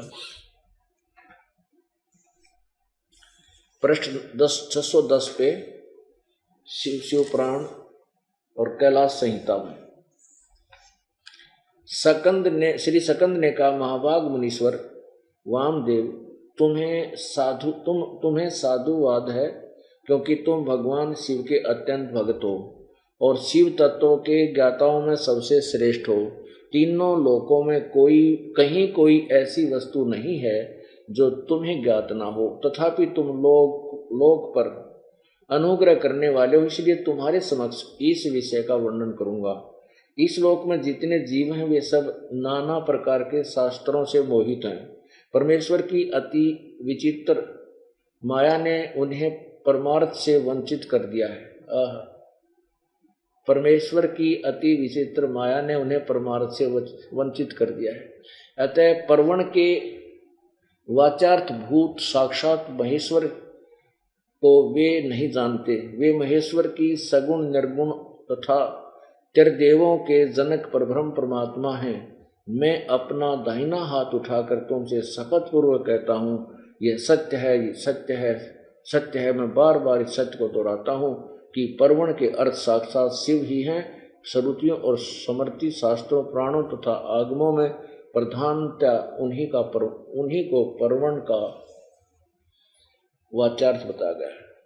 अब देखो 611 पृष्ठ पे 2 लाइन और 1 लाइन और, वे ही साक्षात साकार और निराकार परमात्मा है। अब इन कित रो है, क्योंकि मैं ठोक कर कहता हूँ शिव जी के ऊपर कोई भगवान नहीं है, सत्य है, सत्य है, सत्य है। अरे बिरानवाटी और इन सारे की ज्ञान किसी को है नहीं, अपनी थ्योरी को फाइनल मान करके और पूरी दृढ़ बैठे। अब इससे क्या सिद्ध करना चाहता है ये दास के परमेश्वर चारों युगों में आते हैं और प्रत्येक युग में अपने तत्व ज्ञान का प्रचार करते हैं और सबके छक्के छुड़ा देते हैं, परंतु वो अभिमानी और अज्ञानी परमात्मा के उस यथार्थ ज्ञान को स्वीकार नहीं करते। लेकिन अब सब करेंगे। सवाल नंबर 7, काकभुशुंडी को परमात्मा कब और किस रूप में मिले? काकभुशुंडी नाम के एक देव हैं जिनका मुख तो कौए जैसा, लेकिन उनका पूरा शरीर देवताओं के तुल्य है। उन्हें भी परमेश्वर मिले और ज्ञान समझाया, उनके भक्ति के यथार्थ मंत्र प्रदान किए, जिससे उनकी बहुत लंबी आयु हो चुकी है। सुनिए अब काकभुशुंडी की वास्तविक कथा। जो प्रसंग चल रहा था कि 64 लाख तो वो आएंगे, उन 64 लाख के घर वो भक्त आएंगे जो परमात्मा के रिजर्व बैंक में रखे हैं आत्माएं, और उसके बाद जो अन्य भी जन्म ले रहे हैं, अरबों प्राणी है मनुष्य जीवन में, तो उनके लिए कैसा होगा कि जैसे एक बार आपको कथा सुना रखी है कई बार दास ने, ये काकभूषण जी एक बहुत बड़े महापुरुष माने जाते हैं, अपने पुराणों में कथा आती है।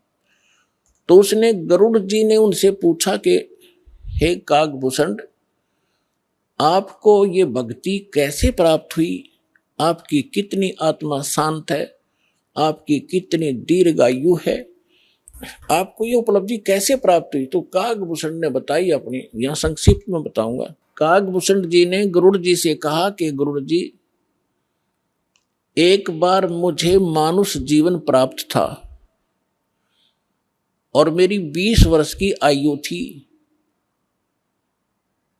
उस समय एक भयंकर अकाल गिर गया, दुर्भिक्ष, जिसमें मेरा पूरा परिवार, माता पिता, 2 भाई बहन और थे, वो सभी मृत्यु को प्राप्त हो गए। मैं 20 वर्ष की आयु था, माता पिता वृद्ध थे, भाई बहन छोटी आयु के थे। वो उस भूख को सहन नहीं कर सके।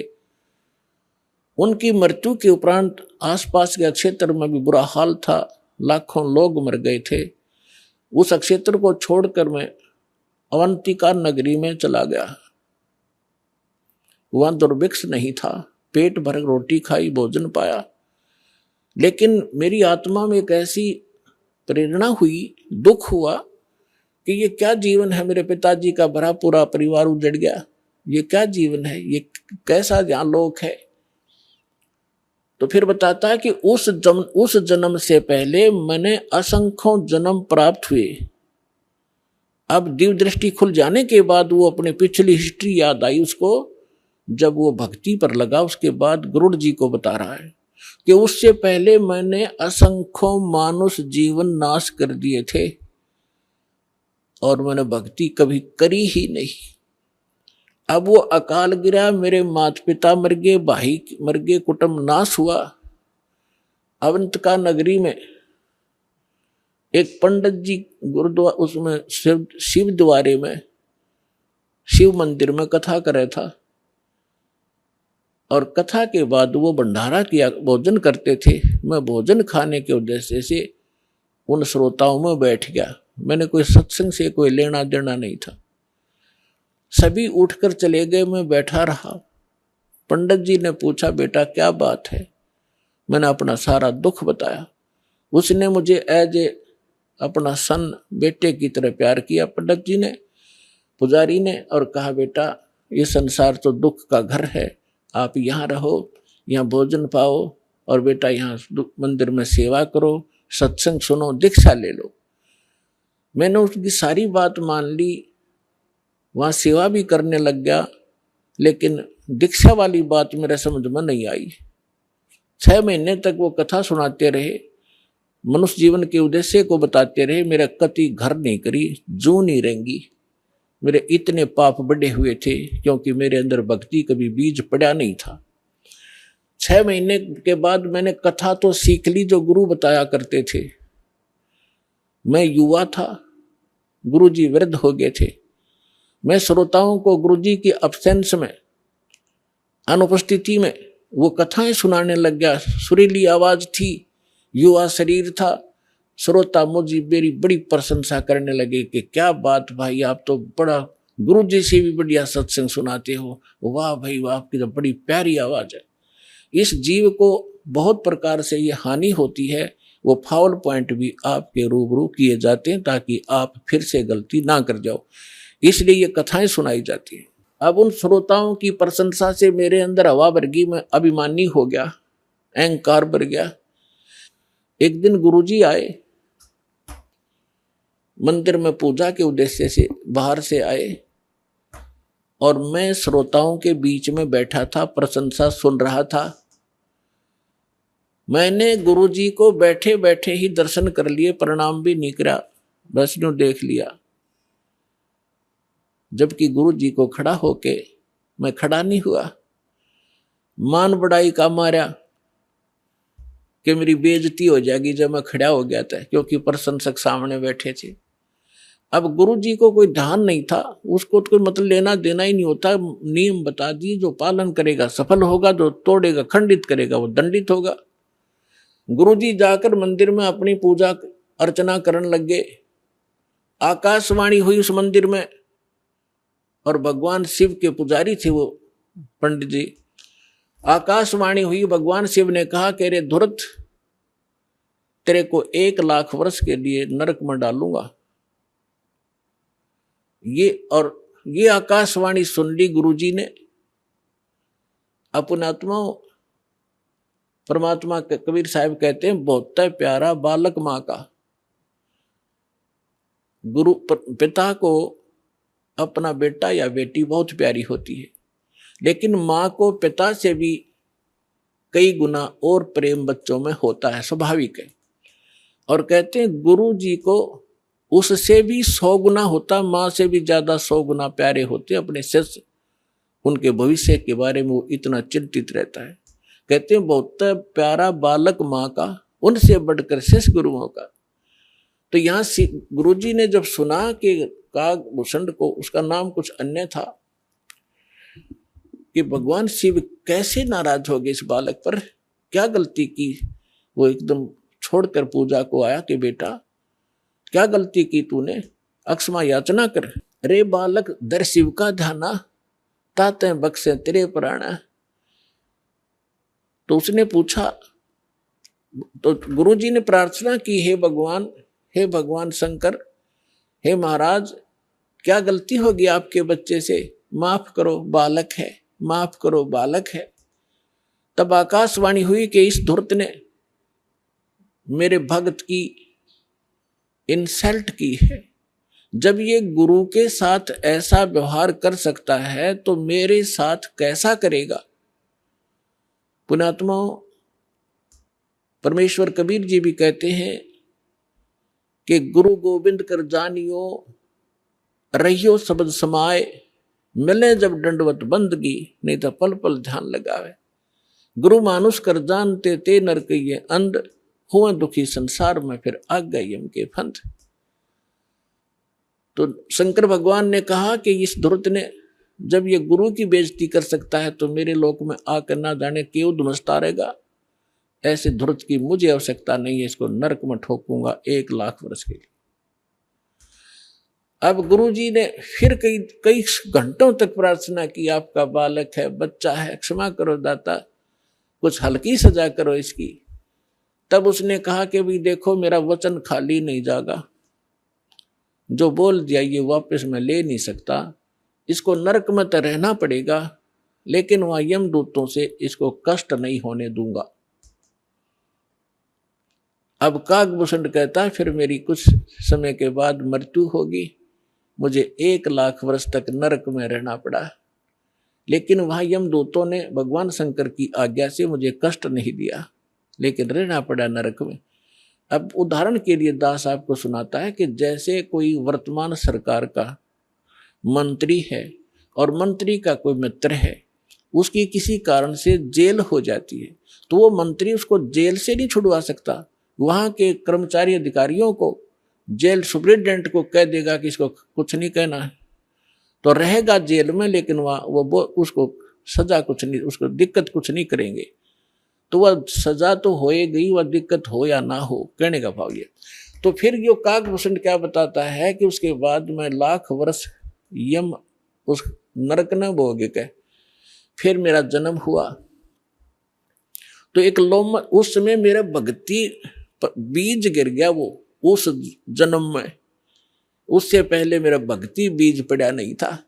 उसके बाद फिर देखो कहते मेरा जन्म हुआ, भक्ति की प्रेरणा बनी रही, इधर उधर भटकता रहा, संतों के पास गया और जैसे कुछ संतों से ऐसा वैसा ज्ञान सुना कि भगवान तो निराकार है, निर्गुण है, उसी की भक्ति करनी चाहिए, सरगुण की भक्ति से कोई लाभ नहीं है। ये मेरे आत्मा में अन्य संतों से ज्ञान ग्रहण करके घर कर गई थी। अब बात एक दिन लोमस ऋषि कथा कर रहे थे, वहां जाकर मैं कथा सुनूं था और लोमस ऋषि जी सरगुण के ऊपर कथा कर रहे थे, सरगुण भगवान के ऊपर। तो मैंने कहा कि ऋषि जी सरगुण तो सब नाश हो जाई, मैं तो हूँ निर्गुण का अधिकारी, मुझे तो निर्गुण कथा सुनाओ भगवान की। लोमस ऋषि ने बहुत से प्रमाण दिए कि बेटा सरगुण बिना निर्गुण क्या गावे। अगर भगवान को आपने सरगुण में नहीं देखा तो निर्गुण का क्या लाभ उसका। जैसे वृक्ष बीज के माही है, जैसे वृक्ष बीज के अंदर वृक्ष होता है, जैसे वृक्ष बीज सब ठोरा, जब उग गए तब दिखे मोरा। एक आम का गुठली है और वह गुठली के अंदर वो आम निर्गुण रूप में है, निराकार समझो, जैसे तुम निराकार कहते हो। तो उस निराकार का क्या करेगा, आम का तो ये बता देंगे इस गुठली में आम है, पेड़ है, पूरा पूरा वृक्ष है इसके अंदर, तो इसके बताने से तुझे क्या लाभ हुआ। अब उस बीज को बीजा जावे गुठली को, फिर वो पौधा बने, फिर वो पेड़ बने और फिर वो आम लगे। तो सरगुण बिना निर्गुण किए गावे। तो भगवान का लाभ जो है सरगुण से ही होगा, निर्गुण के गीत गान तो नहीं होगा। अब कहने लगे मेरे ये उदाहरण बहुत से उन्होंने दिए पर मेरी बुद्धि में ग्रहण नहीं हुए। मैं उनके साथ ऊट पटांग अभद्र तरीके से प्रश्नोत्तरी करता रहा, यानी मजाक तौर पे। लोमस ऋषि ने मुझे श्राप दे दिया कि तेरा चंडाल के घर, तू तो चंडाल के घर जन्म होना चाहिए, तेरे जैसे दुष्ट कार्य चंडाल, जा चंडाल बन। अब मुझे इतना एहसास हुआ कि मेरे से गलती हुई, मैंने क्रोध नहीं माना और मैं जो भी उन्होंने मुझे फटकारा डांटा, मैं ऐसे मायूस होकर देखता रहा। फिर मैंने हाथ जोड़कर चरण पकड़ के प्रार्थना की, हे ऋषि जी, इस दास को जन्म तो कहीं दे देना, पर एक आशीर्वाद दे दो, मुझसे गलती तो बन ही गई कि मेरे भक्ति की भूल ना पड़े। तब उस ऋषि ने वो आशीर्वाद दे दिया, ठीक है बेटा, जन्म तो तेरा चंडाल काग के घर होगा, लेकिन भक्ति बनी, याद बनी रहेगी भगवान की। तो फिर उसने बताया कि मेरा कागभूषण रूप से एक काग चंड नाम का काग था, देवता, और ब्रह्मा जी की पत्नी अपनी हंसनी को लेकर जो ऋतु पर आई थी, उसको गर्भवती कराना था, काग चंड के यहाँ लेगी। उनके संयोग से फिर मेरा जन्म हुआ। ऊपर से मुंह तो मेरा काग का है और नीचे का सारा शरीर देवताओं जैसा मनुष्य का है उसका।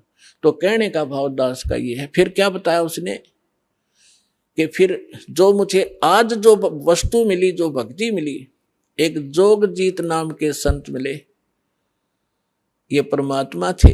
कहते हैं, गोता मारूं स्वर्ग में जा बैठूं पाताल, गरीब दास ढूंढता फिरूं अपने हीरे मोती लाल।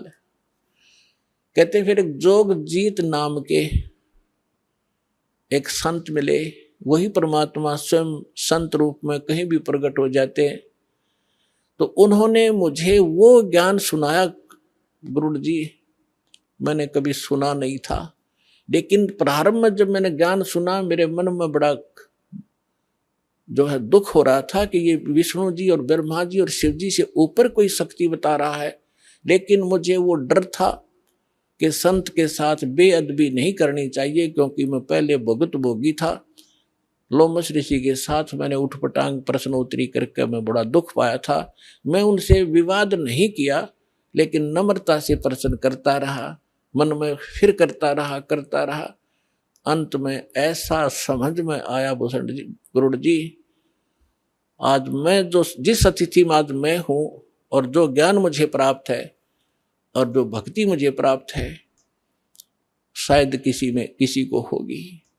तो कहने का भाव ये है कि उसमें भक्ति बीज पड़ा कितनी कठिनता से, कि 6 महीने तक ज्ञान सुनता रहा, नाम लेने की नहीं सोची।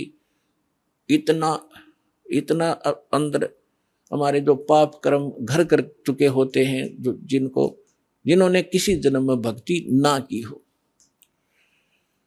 और फिर भक्ति की शुरुआत हुई और परमात्मा ने उस आत्मा को अपनी शरण में लेने के लिए सारी क्रिया की। लोमस ऋषि से पहले उसको इतना डरवा दिया, यदि उस समय लोमस ऋषि कागभूषण को वो श्राप नहीं देता, वो डर उसके दिल में ना होता, तो परमात्मा का ज्ञान तो पुण्यात्माओं वो कभी नहीं सुन सकता था। आज आप देखते हो जितने भी पुण्यात्मा यहाँ आए हैं, आपने पहली बार यो ज्ञान सुना होगा तो आपकी सुई कभी 100 पर, कभी 0 पर, कभी ऊपर कभी नीचे हुई होगी। ये क्या बक रहा है, कहाँ से ले आई ये ज्ञान? और फिर देखे आपने प्रमाण, अब दांतों तले उंगली दबा रहे हो आप। तो कैसे कहते हैं, 100 छल सीधर मैं करूं अपने जन के काज। तो आपके ऊपर जो रहम परमात्मा का है, ये विशेष है। जो दास कहना चाह रहा था, आपको ये यथार्थ ज्ञान समझाने के लिए ये प्रमाण उदाहरण दिया है। 4 मुक्ति जा चंपी करती माया होरी दासी, जिस माया के पीछे आप भाग रहे हो, कोठी बना लूं, बढ़िया खाना खाऊं, ऐसे कर लूं, कार ले लूं। कहते वहां विमान है आपके पास, प्रत्येक प्राणी के नारे नारे, और सारा भरपूर है वहां सारा घर। तो कहते 4 मुक्ति जा चंपी करती माया होरी दासी, दास गरीब अबे पद पर से वहां मिले राम अविनाशी। वो भगवान मिलेगा अविनाशी भगवान, और सारे सुख आपको बने रहेंगे। वो स्थान है सतलोक, जहां आपको इस मंत्र और साधना से पहुंचाया जाएगा।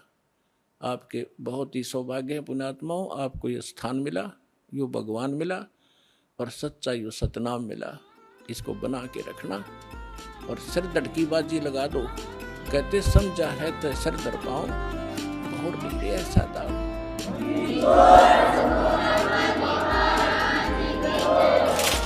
दर्शकों, आज के इस एपिसोड में आपने जाना कि ब्रह्म के 21 ब्रह्मांडों और उसके एक ब्रह्मांड की व्यवस्था के विषय में। साथ ही आपने जाना कि काल के 5वें मध्य वाले ब्रह्मांडों में 13 युग होते हैं। उन युगों में परमेश्वर प्रकट होकर अनेकों जीवों का उद्धार किया तथा जिस ब्रह्मांड में हम रहते हैं उसके चारों युगों के विषय में भी जाना कि किस युग की कितनी अवधि होती है, उन युगों में मनुष्य की क्या आयु होती है और परमात्मा इन युगों में किन रूपों में आते हैं। इसके अलावा आपको यह भी मालूम हुआ कि परमात्मा ब्रह्मा, विष्णु व शिव तथा मनु जैसे ऋषियों, काकभुशुंडी आदि को भी मिले। इस एपिसोड के अगले पार्ट में हम जानेंगे परमेश्वर कबीर जी के सतयुग, त्रेता युग और द्वापर युग में प्रकट होने की लीला के विषय में, और यह भी जानेंगे कि परमात्मा इन युगों में किन किन महापुरुषों को मिले और उन्होंने इन युगों में कौन कौन से चमत्कार किए। तो ऐसे ही सत्य और प्रामाणिक आध्यात्मिक ज्ञान को जानने के लिए प्रतिदिन देखिए संत रामपाल जी महाराज यूट्यूब चैनल। आइए अब हम उन श्रद्धालुओं के अनुभव जानते हैं जो जगत गुरु तत्वदर्शी संत रामपाल जी महाराज जी से दीक्षा प्राप्त कर चुके हैं तथा उनके द्वारा बताए गए भक्ति मार्ग पर चल रहे हैं। सर नमस्कार। नमस्कार जी।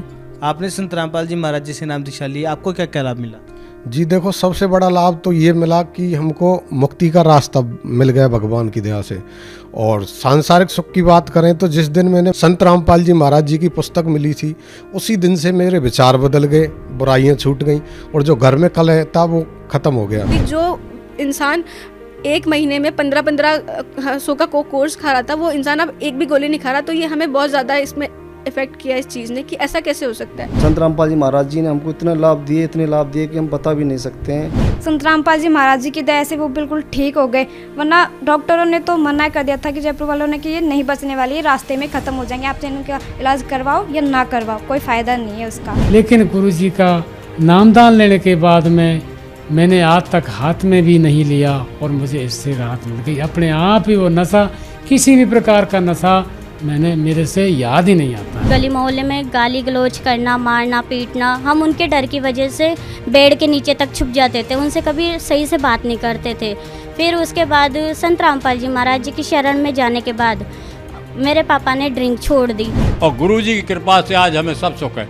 जब मेरे जेब नोटों से भरे रहते थे उस समय में दुखी था, चला नहीं जाता था, रोग के परेशान, दुख से परेशान, आज हालत खराब थी। आज मैं इतना सुखी हूँ कि मुझे ये चिंता नहीं है क्या चाहिए और क्या नहीं चाहिए, सब मालिक पूर्ति कर रहे हैं सब तरह से। और आज संत रामपाल जी महाराज की दया से मेरा जो कैंसर है वो बिल्कुल ठीक हो गया है और मुझे किसी भी दवा की ज़रूरत नहीं पड़ी, ना ही किसी ऑपरेशन की ज़रूरत पड़ी और आज मैं बिल्कुल स्वस्थ हूँ। मैंने 5-6 दिन संत रामपाल जी महाराज के सत्संग सुने। उन सत्संगों को सुनने से मेरे अंदर इतना परिवर्तन हुआ कि मैं तंबाकू खाता था जिससे मैं बहुत दुखी था, पूरे कलेजे में जलन मची रहती थी और मैं सिगरेट पीता था, पूरा चेन स्मोकर था। तो वो सत्संग सुनने, मात्र 6 दिन सत्संग सुनने से मेरी वो सारी बुराइयां छूट गई। पहले प्रथम नाम जब मैंने लिया तो 4 महीने के अंदर मेरे बेटी की जो तकलीफ थी वो बिना गोली, बिना इंजेक्शन, बिना ऑपरेशन की दूर हुई। सदगुरु रामपाल जी महाराज जो हैं वो सच्ची भक्ति बताते हैं, वेदों के अनुसार, गीता के अनुसार सच्चा नाम देते हैं, जिससे आत्म शांति मिलती है, सुकून मिलता है। हमारी पत्नी के कैंसर था और कैंसर पूरे शरीर में सारी गांठें हो गई थी और गांठें इतनी थी कि पूरे शरीर में गांठें होकर उनमें जलन मच रही थी। हम सब जगह उनका इलाज करा चुके थे और थक चुके थे, हमें कोई आराम नहीं आया था। जब हमने संत रामपाल जी महाराज से नाम दीक्षा ली उसके बाद ठीक हो गई। आज संत रामपाल जी महाराज जी की दया से मेरे पति ना तो दारू पीते हैं, ना गुटखा खाते हैं, ना गोश्त मांस खाते हैं। जबकि हम अन्य तांत्रिकों को, हम जो लाखों रुपए, डॉक्टरों के चक्कर में लाखों रुपए हम बर्बाद हो चुके थे, संत रामपाल जी के नाम दीक्षा लेने के लिए ना तो हमको 1 रुपये वहाँ देना पड़ा और बिना दिए, मतलब के नाम से बिना दान दक्षिणा के भी हमारी पत्नी आज तक बिल्कुल रोग मुक्त है और पूरा परिवार स्वस्थ है। तो मतलब तंबाकू के बिना तो वो रह ही नहीं पाते थे। कभी कभी तो मैं खुद उनके तंबाकू उठा के फेंक देती थी कि घर पे नशा नहीं करना करके। लेकिन जिस दिन से उन्होंने संत रामपाल जी महाराज से नाम दीक्षा लिए हैं उसके बाद से उन्होंने नशा करना तो छोड़ो, अगर कोई घर पे आया और मांगे कि बीड़ी पीने के लिए हमको माचिस भी चाहिए तो वो भी नहीं देते हैं। तो इतना ज़्यादा हमारे लाइफ में चेंजेस आया है संत रामपाल जी महाराज की वजह से। जब मैंने नाम दीक्षा ली तो मेरे पास में बस एक ही जगह मेरा बिजनेस था, लेकिन जब मैं संत रामपाल जी महाराज से नाम दीक्षा ली तो मेरा एक की जगह दो की जगह 3 जगह इतना सारा मेरे को फ़ायदा हो गया है कि मैं सोच भी नहीं सकता था। संत रामपाल जी महाराज जी से प्रार्थना लगाई और उस दिन के बाद आज का दिन है, आज 4 साल हो गए।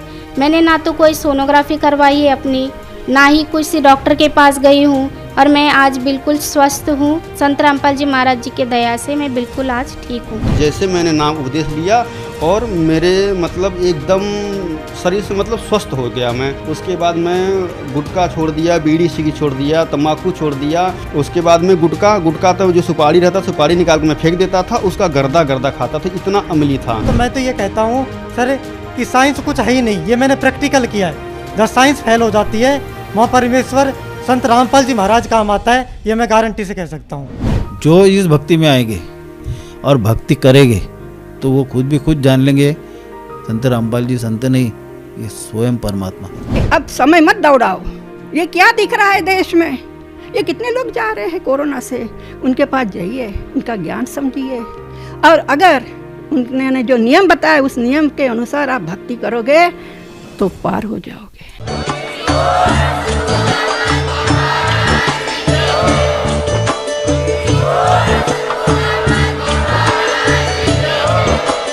आप सुन रहे थे जगत गुरु तत्वदर्शी संत रामपाल जी महाराज जी के मंगल प्रवचन। अधिक जानकारी के लिए विजिट कीजिए हमारी वेबसाइट www.jagatgururampalji.org। संत रामपाल जी महाराज जी के शुभ आशीर्वाद से पूरे विश्व भर में 500 से भी ज्यादा नाम दीक्षा केंद्र हैं, जिन पर संत रामपाल जी महाराज जी द्वारा ऑनलाइन निशुल्क नाम दीक्षा दी जा रही है। अपने नजदीकी नाम दीक्षा केंद्र का पता करने के लिए संपर्क करें 8222880541।